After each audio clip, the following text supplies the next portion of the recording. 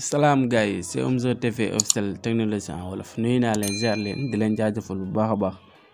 ñëwaat di leen andil benn secret rek si WhatsApp maanaam parfois da ngay envoyé nit ki message même bi dee taal na connexion boo ko envoyé message rek da ngay xam ne kii taal na connexion mais léegi dañ leen indi benn secret bu xamante ne si ne boo ko defee même bu la nit ki envoyé message xëy na yaa ngi si yeneen plateforme yi di connecté yooyu même bu la envoyé message du xam ba xam yow taal nga sa connexion déet ndax du def deux traits par exemple comme nii par exemple bu ñu envoyé nit ki message boo xoolee day def deux tickets yi nii deux tickets yi lay def muy deux rëdd yi nii lay def léegi nag deux rëdd yi am na option bu xamante ne si ne benn secret bu xamante ne si ne boo ko dindee bu la nit ki envoyé message fekk duggoo si biir WhatsApp bi rek du def deux traits yi nii du ko def benn trait rek lay def mu yaakaar ne yow taaloo sa connexion wala dara heure boo duggee si WhatsApp bi rek lay doog a def deux traits mais boo duggul si WhatsApp bi du def deux traits en plus parfois tamit nit da lay woo WhatsApp nii saa nga nekk si biir WhatsApp bi mais bu la woowee rek day sonné nii automatiquement day sonné bu fekkente ne yaa ngi taal sa connexion option boobu tamit boo ko désactivé heure bu la nit ki woowee feeg duggoo si biir WhatsApp bi rek du sonné feeg duggoo si WhatsApp bi rek du sonné man ngay nekk feneen du connecté yooyu bu la woowee rek du sonné quoi option boobu lay ñëw wala naka nga koy activer si sa WhatsApp. léegi dañuy génn ñu walla pour loolu nag da ngay ñëw nii sa WhatsApp nga appliqué tey ni appilon yi boo ko appilon dina la génnal fi information yi nga dugg si nga cliqué si soo cliqué information loolu c'est facile lan ngay ñëw force de l'alerte bii ngay ñëw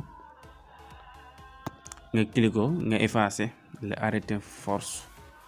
d'une application pour faire fonctionnalité stable nga cliqué fii boo si cliquer automatiquement da ngay daal di gis ne day daal di gris léegi dañuy dem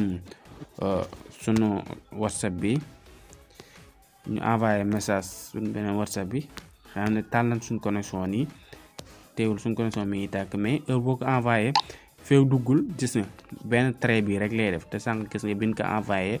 day daal di def ñaari trait yi mais feeg envoyé foo duggee si feeg dem ma si beneen WhatsApp bi dugg fa benn train bii rek ngay gis yaa ma gën a xam gis nga fii deux traits lay def buñ ko dindeegul mais heure buñ ko activé gis nga benn train benn flèche bi rek lay def fekk demuñu ba dugg si WhatsApp be benn trait bi lay def léegi ñu génn dem dugg suñu beneen WhatsApp bi xamante ne si foofu lañ envoyé message bi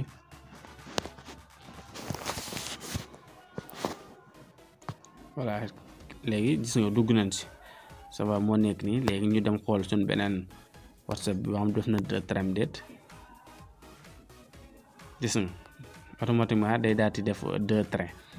mais feeg dugg ma si WhatsApp bi du def deux traits heure boo nit envoyé woon message du xam ba xam taal na sama connexion am déet taal naa ko am déet na benn